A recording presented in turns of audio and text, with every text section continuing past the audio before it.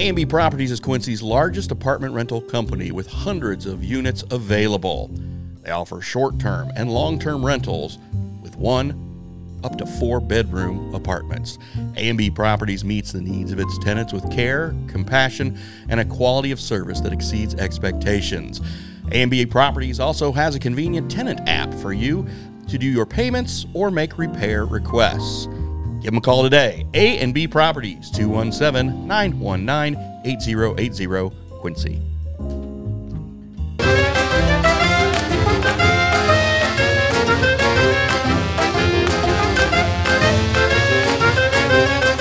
Time for a beer. My guest today is Charles Whitcomb.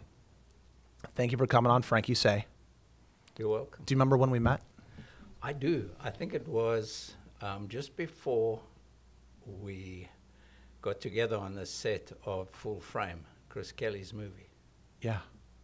It was just before that. Yes.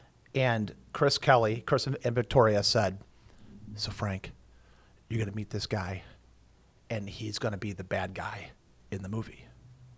And so for our listeners, Table 16 Productions, if you're ever watching TV and you see like a local, you see a local business, and if the commercial's really, really good, chances are it was done by Table 16 Productions. Yeah, they do a really good job. And very professional. Chris and Victoria, I think we're at the main course, maybe. I'm not really sure. Mm-hmm. But they're like, you're going to meet the bad guy. His name is Charles. Yeah. And so we met. And I thought to myself, after speaking to you, no, so don't take this the wrong way, because you're the nicest guy in the world. You're the gentlest. You're super tough, but you're like a gentle soul. Everyone loves you. Well, that's kind of you to say. And if you want to be scary, yeah, you can be. Yeah, I'd just be my Charles de Beer self. Yes. So, like I was in the movie. But that was just an act. It was just an act. Yeah. Although you do own a bow shop. Yes, I own Quincy Bow Pro. For 10 years, we were on Broadway, right next to Staples. And then I retired in January. I managed to sell most of the inventory to a new company in Missouri, in LaBelle. They're called Crooked Brow. And then was able to retire, and I still have some stuff left. But more importantly, a lot of my customers wanted me back to come and support them, service their bows and their crossbows, and get ready for deer season. So after looking around a little bit, I found a nice place. It's 901 York Street here in Quincy, and it's actually right next to what used to be Liz Solero's gallery, in which the final scene of the movie took place. The final scene of the movie. Yes, yes. Which, I don't want to give away the ending, but something traumatic happens to Charles de Beer. Quite. Your character. Yes, indeed, it did. And the photographer in the movie. Yes. Was you.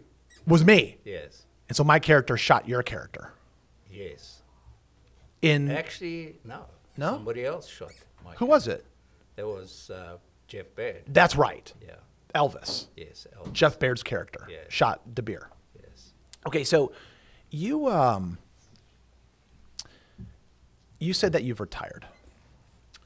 Yes. And how long ago did you retire? So at the end of January, I had moved all of my stuff into storage out of the old Quincy Bow Pro. And that's when Dawn and I took off on a trip to the southwest, actually to the south and west with our RV and our dog. We went down Florida, Texas, New Mexico, and it was just wonderful. For a whole month we were gone, and we got back.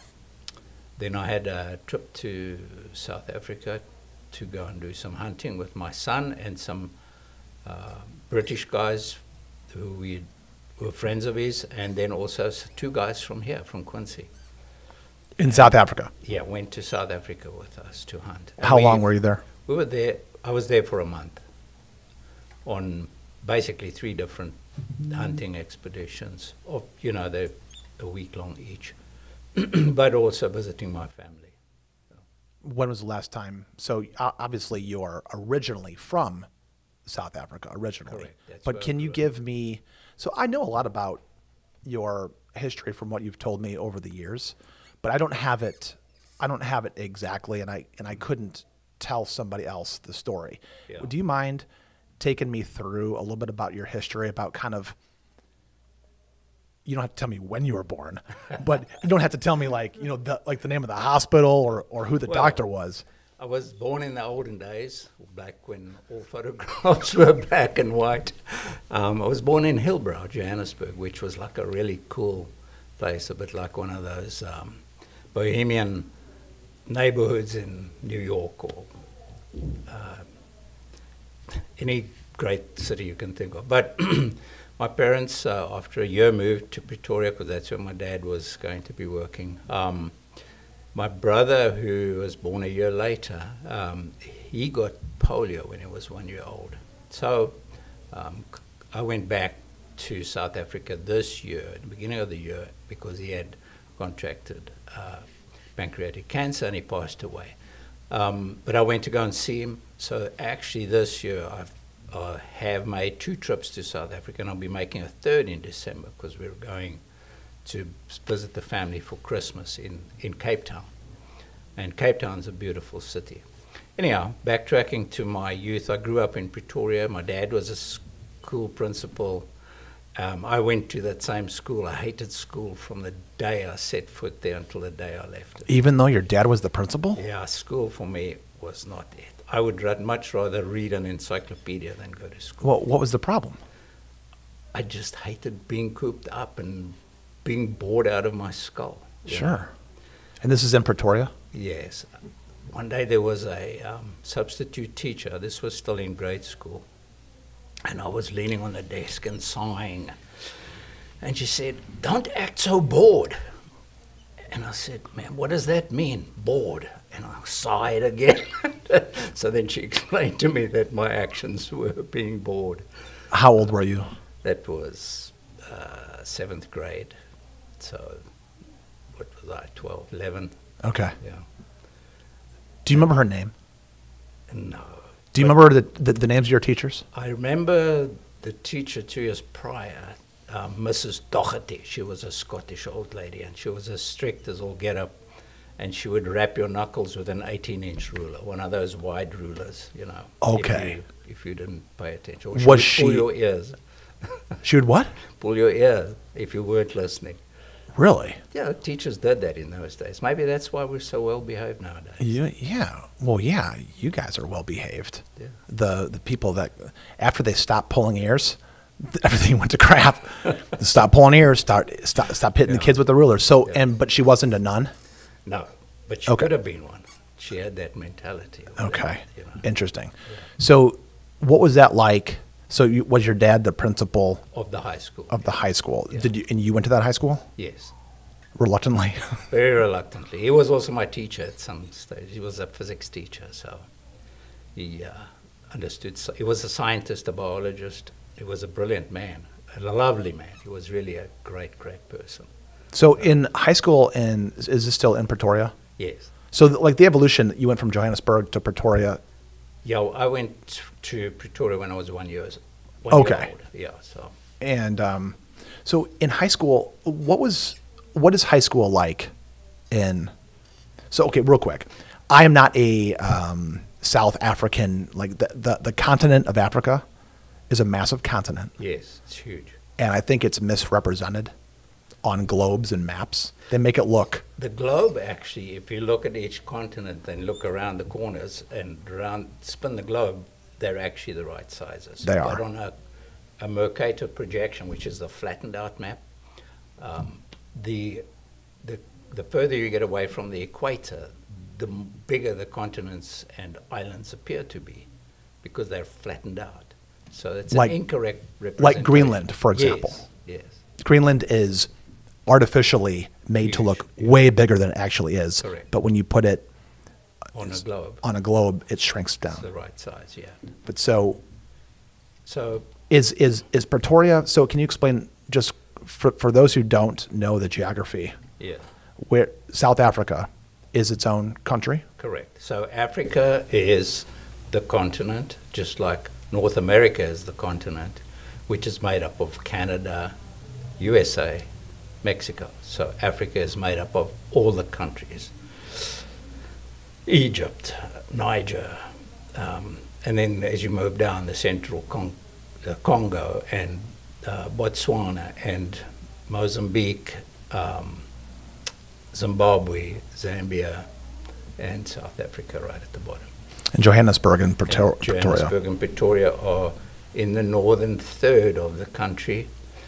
Pretoria is the legislative capital, or the administrative capital of South Africa, rather.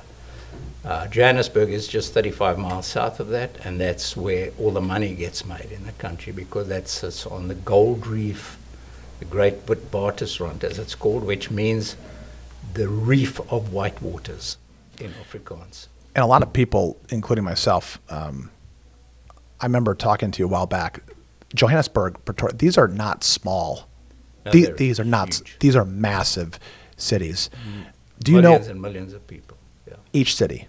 each Like city. huge. And they're so big they actually blend into one. It's like Dallas and Fort Worth. It's just one huge city now. Right. So Pretoria and Johannesburg were separated when I was a kid by miles of open veld, as it's called, which is land or field. Veld? Veld is an Afrikaans word, V-E-L-D, which is pronounced veld, and it's used both English and Afrikaans. If you're driving through the veld or you're going to the veld, you're going out to go in the woods.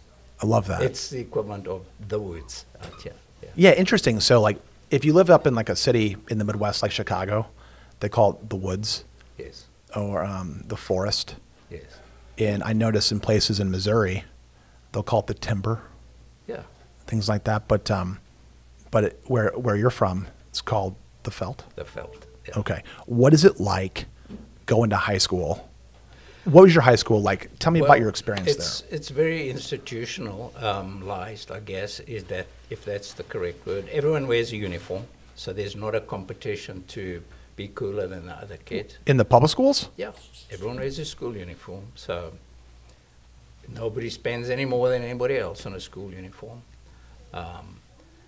It's a great equalizer. So you are then judged on your merits or your sporting abilities, and you excel in that way by your school grades and such like.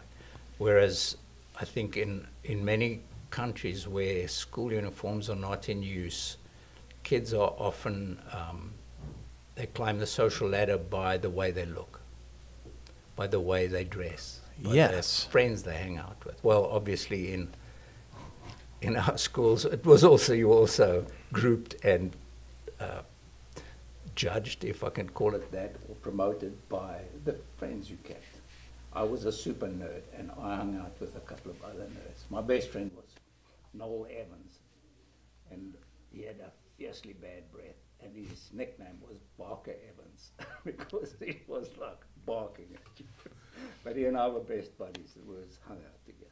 What do you think? So, like in America, in the public schools, Yeah. they don't have that that feel. Which are you for uniforms in schools? So, for example, like in private schools, there's quote unquote uniforms. Well, let me skip right over this whole conversation. Go ahead. Because it's 40 something years since I was in school. Yeah. And I have no more experience about schools since what I experienced back then. That's fair. And I have no knowledge really of, I have no point of view, or Okay. perspective about That's what fair. a modern school would be like. That's fair. I can imagine that it's a great place to go to school nowadays, because I think, like every facet of life, it has evolved to keep up with modern trends and technologies that have driven educational opportunities and educational techniques and so on. All computerized and all the rest of it. What after high school? What did you do after high school? Well, at that time in South Africa, every white young man had to do national service, and that was either Army, Air Force, or Navy. So I went to the Air Force. For a year, I wanted to be a meteorologist so that I could go to Gough Island, which is a weather island off the coast of South Africa, way out in the middle of the Atlantic. No, that one was the Indian Ocean. Anyhow, my scoutmaster had been to Gough Island, and he inspired me to want to follow in his footsteps. So I became a meteorologist in the Weather Bureau, in the Air Force, because that's where you had to go. I then went to college and started studying, and then the opportunity came, or the time was approaching for me to go to Gough Island as a meteorologist. But Antarctica, the Antarctic expedition needed a meteorologist for their expedition, which was 6 months prior to the Gough Island one. So they asked me, do you want to step in and go to Antarctica instead of Gough Island? So I said yes. And in 1977, I spent a year in Antarctica as the meteorologist, senior meteorologist. I had 2 assistants, along with 15 other guys. It was the most incredible year, most incredible adventure. You spent a year in Antarctica. I was gone from South Africa for 14 months because there's always a month of transition at the beginning of the year and at the end of the year, where you share the base with the new team or the old team. So when you passed the large ice wall, did you peer down into space and almost fall off because of the... And then we woke up and realized what reality was. So what is Antarctica like? So this is something I've never talked to you about this. Because, sometimes you invite me to the Quack. Yeah. Quack. Because I talked to another South African, a very good friend of yours. Anthony Wollaston, yes. Yeah, the very good doctor. Yeah. What does Quack stand for? Quincy Amateur Chess Club. Amateur? Yes. Then why are there a bunch of doctors and smart guys like you beating everybody's butt? What is a doctor is a quack. That's where it gets its name from. They named it that. Okay, so you've invited me multiple times, which, by the way, I really like the way that you're involved in many organizations. You do so many different things. Obviously, Not anymore. Really. Well, you've taken a step back for yourself so you and Don can travel the world. Right. But whenever you've invited me to go play chess, Yes. and thank you for never letting me win. I can't beat you, and I can't beat Wollaston, and I can't beat any of the people in your organization. I can beat Valentino, my 8-year-old son. Oh, okay. I can beat him. That's my claim to fame. I can beat one person.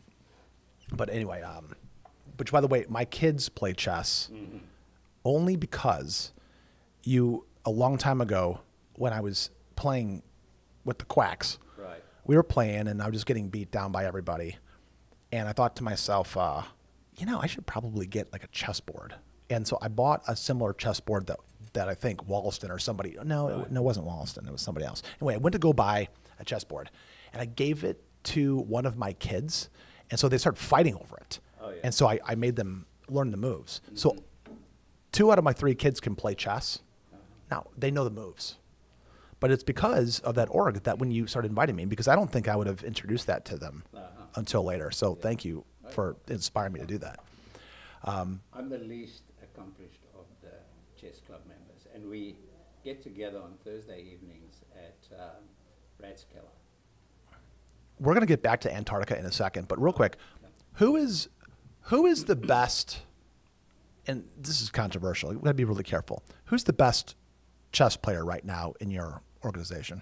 Do you have a best? That would be the son, Rooks, the son of Noy and Tennille Santankam. He's, And how old is he? He's, 18, 17. Okay. Do you think is he the best chess player in Quincy? I think he's probably the best chess player at Quincy, yeah. Does anybody ever beat him? I'm not sure, because I haven't always been around when people have played. But there's a guy called Brandon who's at Quincy Medical Group. No, he's at Blessing. He's an excellent chess player. He plays tournaments. So Okay. I don't know if I'm correct in where he works. But So back to Antarctica. What did you learn? Well, learned how to deal with cold and loneliness and danger, and learn a bit about myself in a remote place. What do you mean you learned about yourself? You know, most people when they're young, they don't always have a grasp on who they are. They're still taking a bit of time to find themselves. So having spent a year in the military was a great. It matured me to a degree. But then spending another year, a couple of years later, in a very remote, very challenging environment, you know, you're put to the test in many ways, mentally and physically. And I think that helps a person mature and see life in a different way. Not that I did mature, but... You probably did. Any animals?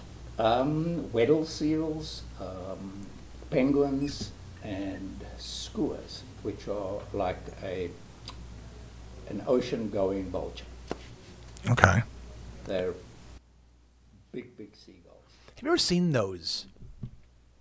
Unfortunately, I'm not proud of this, but one of the ways that my kids and I kind of bond on occasion is with Instagram reels.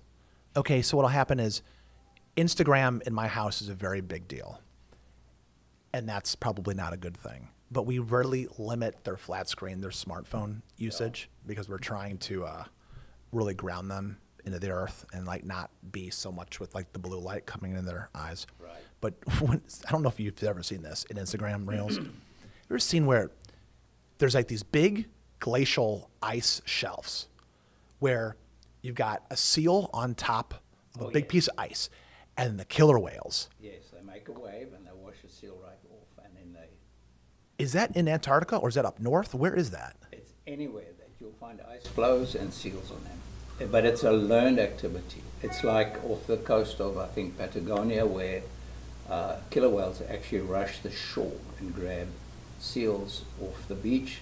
It's a learned activity. Oh, the killer whales are teaching each other.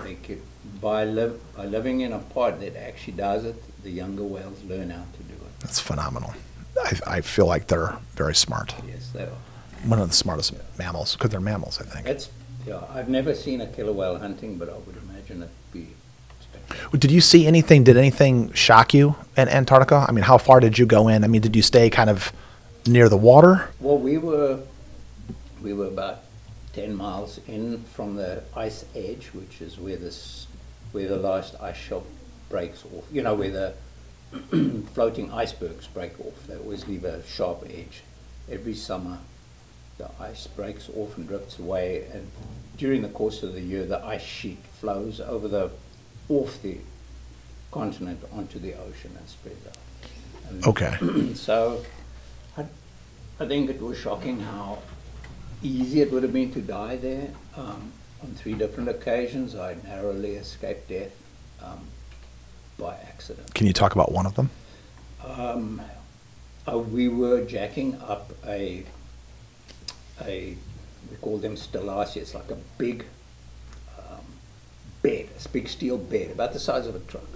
We were jacking it up to raise it up out of the snow, because the snow continually accumulates. It doesn't snow there, but it blows in from other parts of Antarctica. Okay. Because actually the continent is like a huge desert.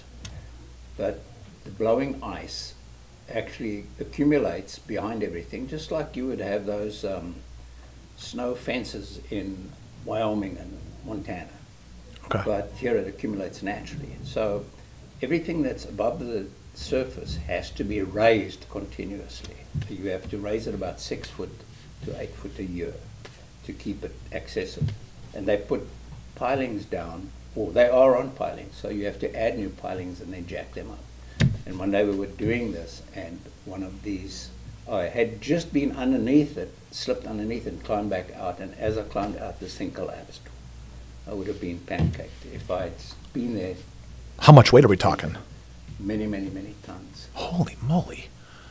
Okay, that sounds a little dangerous. Yes. So- And then another time we went to go and explore the ice edge, and we stepped on an ice bridge. So when you have a big crevasse during the winter, the snow and ice blows over it and eventually forms a bridge. But it's a very weak bridge, and if you actually put any weight on it, it collapses. And were you living in? Just stepped onto it and it collapsed. You stepped onto it I just stepped onto it and just off the edge of it and it collapsed. in front of you. Right next to it. It sounded like, do you know what it sounds like when you tear the tendons of a bone when you're eating meat? Yeah, sure. A very loud version of that, amplified a million times. That's how that ice sounded. When Wow. it Oh, like when you're eating chicken wings Yeah, and you it take. It was 10 yards wide and 80 yards long, and it collapsed down into this big crevasse. How far away were you from the break? This, Oh, you're kidding me. That close. Okay. That's and scary. the other three guys who were with me, three guys, yeah, there were four of us. Coincidentally, I actually just saw one of them when Dawn and I were on our way through Colorado. On our way back, we stopped and met up with Gordon, who I haven't seen since we got off the ship way back in 1970. Oh, wow. I bet that was fun. Yes, big reenact. When you got back to South Africa, did you go from Antarctica back to South Africa? Yes. What happened next? What did you do? So we were on a ship. We went past Bouvet Island, which is the most remote place in the world, most remote island in the world, and it's owned by the Norwegians, I think. Anyhow, it's a place you don't want to go and live. And then we got back to Cape Town. Within a number of months, I was engaged and then married to Lynette, my first ex-wife. Okay. We had a son, Junior. He lives in England now. He's married with his wife, Michelle, his step-granddaughter, Alicia, who's 23, and Maisie, my granddaughter, who's 17. Wow, that's so excellent. Yeah, so then a couple of years later, we got divorced. I started skydiving, did a number of other things, fly fishing, hunting, got married again to another lady, Charlotte, and then got divorced some years later, and then came to the States as a skydiving instructor. This leads me to my very important question of approximately ballpark, Yeah. give or take. How many times have you jumped out of a plane? Just shy of 4,000. I still need about 100 to go. Just, 4,000. did you say 4,000? Yeah, I want to get to 4,000 before I retire from skydiving. And how many more times do you, I mean, 120 odd. okay. So you're only going to jump out of the plane 120 more times and then you'll call it quits? Maybe. I How- might keep going. Okay. How about Dawn? Has Dawn jumped out of one? Yeah, she had actually done a tandem skydive here at the Free Fall Convention with a guy called Tex, I think. And then in 2000, I actually met her, and she was my tandem passenger at the Free Fall Convention. And we got talking, and that's how I got to know her, and that's why we're married now. Oh, I did not know that. But she did 12 more tandems with me in total, including the one the day that we met. Did you do any tandems when you were dating? Yeah, That's kind of a hot date. yeah. So the first time I met her was here at the Free Fall Convention. She came and did a tandem. Then I got hired by a skydiving center near St. Louis in Vandalia, which, if you know, used to be the capital city of Illinois. Okay. Yeah. Okay. So Vandalia Archway Skydiving Center, I worked there for a couple of months, and Dawn came down. I took her for a tandem there. And then I transferred to Skydive Chicago, worked there for 4 seasons, and I did a couple tandems there with her. And then whenever we went somewhere back to Pretoria in South Africa, Cape Town, she did a tandem. So she did 12 altogether. Okay. You know, your wife in her own right is a massive powerhouse. Yeah, And she is quite a force. She's very much fun to talk to. yeah. And she has a storied career as well. She does. And she was in the military. Yes. And she's worked here locally. And she also recently has retired. I think she retired before you. Yeah, she did a year before me. Yeah, so she's a fantastic person. So, Yeah. as a matter of fact, she has babysat our kids before. Yeah, and right. She loves Rachel, and she loves your kids. yeah, she's phenomenal. So I mean, probably gonna have to get her on the pod at some point in time, if you don't mind. I'll ask her sometime soon. Do you remember, like, I remember, I graduated from high school in 95. And back then, the International Free Fall Convention was here in Quincy. Right. And some of my friends said that they want to go and skydive. And were you here back, were you ever in Quincy during the International Free Fall Convention? Yes, I came in 1988 after I'd been skydiving for 1 year. And I visited Quincy and I loved it. And I always said I would come back. And then I came back in 2000, so after 12 years. Do you know of a guy named Mad Dog? Yeah. Are you serious? He's the guy that I jumped with. Oh, yeah. Okay, was that safe to go with that guy? Yeah. It was? Yeah. Any skydiving instructor, any tandem instructor, passes a number of tests behind the scenes which passengers don't know about. Obviously, personalities can influence people's behavior. But Well, one of the things you have to do is pass a flight medical. my palms are sweating thinking about it. Can I tell you what he did? So I graduated from high school, and I'm done. And my friends were saying, we're going to go skydive. So we all met out there, a bunch of us. Yeah. We go, I get signed up, and I left to go to the bathroom, came and signed up, and I couldn't find my friends. And this is before cell phones. I don't know where they went. Yeah. But they just left. So I had this choice to make. I had already told my parents that I'm going to go do it. My dad said, yeah, you should go ahead and do that. My mom goes, you should absolutely not do that. Mm-hmm. She goes, like jumping out of planes, like perfectly lit airplanes with parachutes. Doesn't make any sense. I go and do it. I get paired up with Mad Dog. I don't know his real name. He kind of looked like a mad dog. He was frightening to me. He was very nice. And I believe he was professional, but he gave me like kind of a weird vibe, like nothing, just, he looked like he had really lived life. Yes. Okay. Yeah. We get up in the plane, and by this time my friends are nowhere to be found. They all got cold feet and left. They're like, yeah, we're not doing this. My memory of it is that I did it by myself. If one of my friends are listening, they're like, Frank, I was right there with you. I'm like, okay, well, I don't remember that because I had tunnel vision. I was very scared. But the scariest thing for me on my first and only skydive, Charles, was when they opened up that door. Oh, yeah. And the cold air shoots in, and you could feel the air like moving through you. Yes. And I remember we kind of like crab walked Yes. to the opening, and Mad Dog goes, "Are you ready?" I'm like, I don't think I'm gonna go. He goes, "Well, I'm gonna tell you a little secret." I'm like, "What?" He goes, "You're 100% going to go." I'm like, "Okay." Yeah, so there are people behind you. There's people behind you. There's no stopping. No. We're gonna go do it.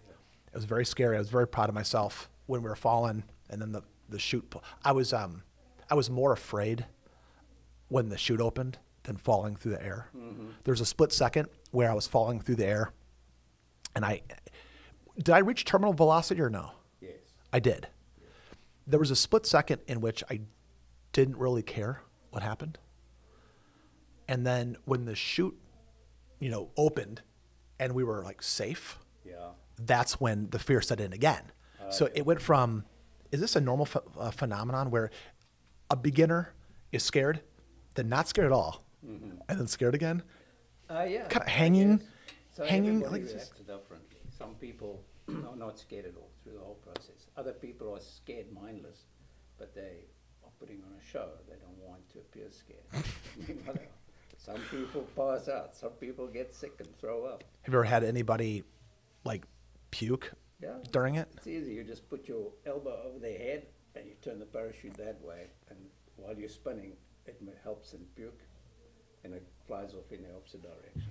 So you're not pushing their head so you don't get puked on. Yes, you are. You put your elbow over their head so their head is here.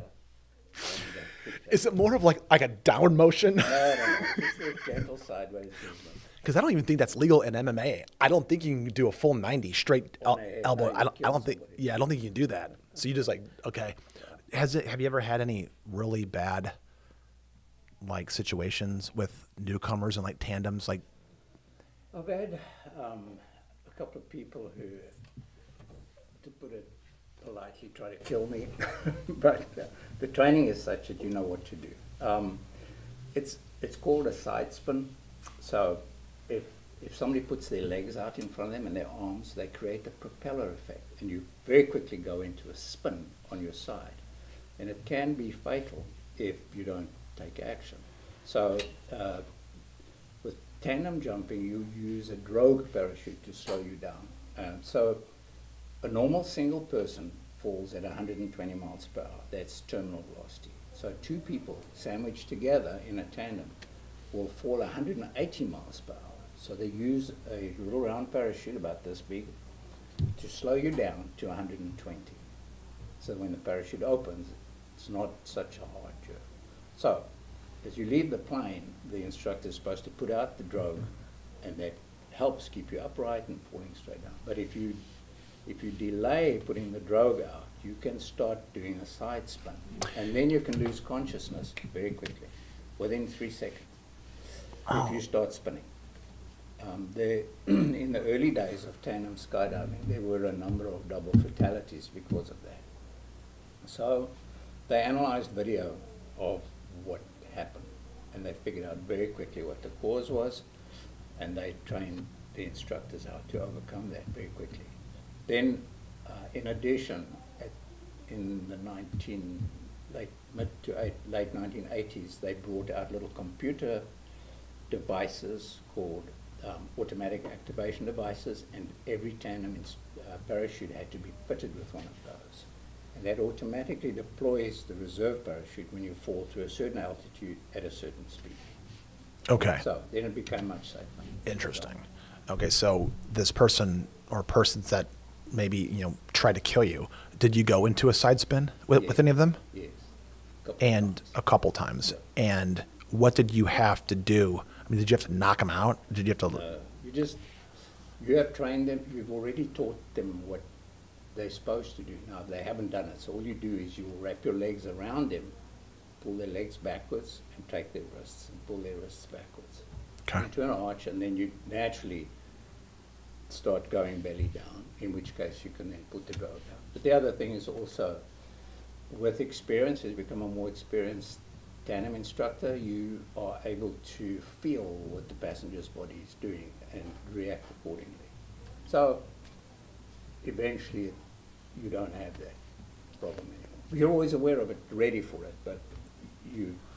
So there's been some really great people that I really like and respect in Quincy that have jumped out of a lot of airplanes, like the ones that come to mind, like Robert Roman, and like Kathleen Bursick, I think, is one. And there's lots of other people that have done that. Has there ever been any deaths in Quincy? Not in Quincy, unrelated to the freefall convention. So while the freefall conventions and the skydiving convention, there were two different conventions which ran one after the other when ownership changed. There were some deaths out there, and these were people doing low turns, or in the early days, wild days. Like being unsafe on purpose, kind of, right? I would say I don't want to speculate on the causes, but there were some fatalities. Then later on, after, let's see, I can't even remember when it was, but when we started skydiving in Hannibal, at rapid descent skydiving. Yeah.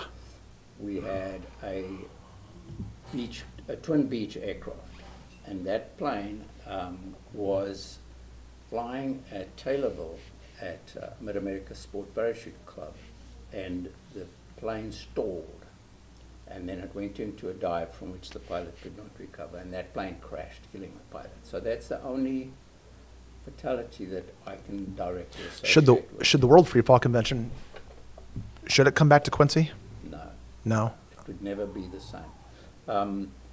All the people who have the nostalgia about it, probably 80% of them don't skydive anymore. And I think the city of Quincy would not handle it differently than the way they handled it in the last couple of years that it was here. Okay. The problem was that skydivers were here having a big party on a public facility. Yeah. And the Quincy people all wanted to be part of that party, and therein lies the problem. That in lies the problem. You've got the non-professionals, the locals, getting involved with the tourists. All kinds of stuff was happening. The stories range from awesome to terrible. Like any activity anywhere in the world, motorcycle conventions, rallies, you will have the same kind of stories. Fishing, get together, people get naked, get drunk, have fun. So, when you came to the States, Yes. did you come straight to Quincy? As in, yes. You did? Yeah. How? I mean, I had to fly and land in Chicago and then catch a. Yeah, but I mean, what brought you to Quincy? Well, actually, let me rectify that. I actually flew to Seattle because my sister lives there. And then Dawn flew to Seattle, and we drove back with the car that I was buying from my sister. Okay. So, So you've been in Quincy since when? 2001. Okay. Wow. 23 years. Yeah. This last kind of since I was going to call it a vacation, but it's not a vacation for you. It'd be you've been, that last time that you went back to South Africa and you get to travel. They're not vacations. It's different when you're retired. Yeah. So I don't understand this because I don't know if you know that. You probably know. Rachel and I went to Punta Gorda. Yes. Recently, and we're nice enough to the Walsons were nice enough to tremendously help us out, and they're fantastic. And but when we go and do it, it's vacation. When you go and do it, it's just your life. You don't get to go on vacation. You have a permanent vacation, and I need to get to this level. What do I have to do? What do I have to do? Well, you got to work some years. So, my whole life I worked very hard. I had businesses. I worked for companies, taught myself programming, became a computer programmer, owned a computer company, owned an ambulance service, moved here, became a professional bum, in other words, skydiver. Did that for 4 years. And Keep going. Then started, then worked for Game Masters as their archery manager, and then started my own archery shop along with Robert Drummond on Broadway for 10 years. Retired from that, and right now I'm just running my little archery workshop. So I need. Okay, can I read off some of the things that you've done? Sure. Okay, so this is I'm not gonna go hardcore into it, but born in Johannesburg, lived in Pretoria, conscripted to the South African Air Force. You talked about the meteorologist and working at the South African Weather Bureau. So we talked about a little bit about your school. We talked about those things. Your languages. So English, fluent in reading and writing. In Afrikaans, Yeah. Afrikaans, and I like the way that's spelled with the K and the AANS. Is that what is that Dutch or what is that? Dutch, Flemish, German combination. So you're fluent in reading and writing in that language. German, you have interpretive reading with assistance. Dutch, you know a lot of different languages. It's when I go through, and you're full of humility at all times, and I don't want to embarrass you I'm not going to read this whole thing because we'll be here for another hour. But some of the things, everything from the Boy Scouts to standard marathons, 4 ultra marathons, cycling, hunting, the IPSC shooting, provincial and national trophies. You're a state class champion in shooting. CMP shooting, club level, bullseye shooting, archery. This is unbelievable. I'm going to stop here. It's overwhelming, your accomplishments. Can we talk a little bit about shooting? Or would you rather not? I don't mind, but let me just say this. My late friend Doug Alexander used to own the bookstop on on North 24th Street. He said, you and I are Renaissance men. And I said, Doug, what does that mean? He said, well, it means we're not perfect at anything, but we're fairly good at most things. And that's kind of how I live my life. Well, so what is that like a, you know, jack of all trades, master of none Kind of. type of situation? But you have mastered a lot of different things. I try and actually do quite well at what I attempt, yes. You know, one thing that isn't in some of these lists is you won an award. Remember we went to the Chicago International Film Festival? Right. And did, for that film that the Kellys made, you won an award. Yeah. So do you ever want to do that again? I would, yeah, I wouldn't mind. What award did you win at the International Film It Festival? was Best Actor. Best Actor. Yeah. Yeah. So this has all been an act. Yeah, so you won Best Actor. And so, you know, did you ever create your IMDb account? No. You didn't do that? What? I would think that Chris or Victoria would be on your butt trying to get that done. Because, so Victoria, like, I thought she was joking, but she's like, you gotta like, you know, she didn't tell me what to do, but, I can't remember. but, you know, the IMDb, is that what it is? The Internet Movie Database. Oh, yeah. You've got to be in there. I don't know. It doesn't matter, but like, you are so good. You are so good in that Oh, movie. thank you. Do you think the Kellys will ever try to make another movie? Chris has said so on occasion, but I think he's so busy doing real work that hobby of making movies just stays on the back burner. But who knows? It's not for me to say. The work that they do is really impressive. Yes. So when they go and they make movies for fun, Yeah. they're doing it because it's their love of It's a movies. And nobody loves movies and Halloween and cats Oh, more yeah. than the More Kellys. than the Kind of in closing with the pod, Charles, because we're doing really, you and I are doing really well right now. Oh, Yeah, we're doing really well. And I feel like before I let you go, I do kind of want to talk about BowPro a little bit. So have you changed the name No, at all? it's still Quincy Pro. All we've done is relocate to 901 York Street. They're in the Brewery District. Beautiful old building. It's due to be renovated sometime next year, so we're there on borrowed time. But it's a beautiful space in a beautiful building. I have to tell you, though, I feel like I know you like doing that kind of stuff, and I know that you're retired. And I think a lot of the people that are finding out that you're reopening, I feel like they think that you're doing it for them. And a lot of people think you're doing it as a community service. I know you love it, but it's a very nice thing for you to do. Well, I do it to earn a living. So, when you're retired, there are bills to pay. So there's a little nest egg, but it's not going to last forever. So I still have some inventory to move, and I still have service to provide. So, and I will provide that service this year, and we'll see about next year whether to do it again. I don't know. But I also know that there are some other good archery shops around, and there are some good archery professionals around, in particular the guys who used to work for me. And those three guys are top-notch, and they can do anything I can do, if not better. So Valentino wants to shoot a bow. Okay. How old does he have to be before he can shoot his first arrow? What's reasonable? 7.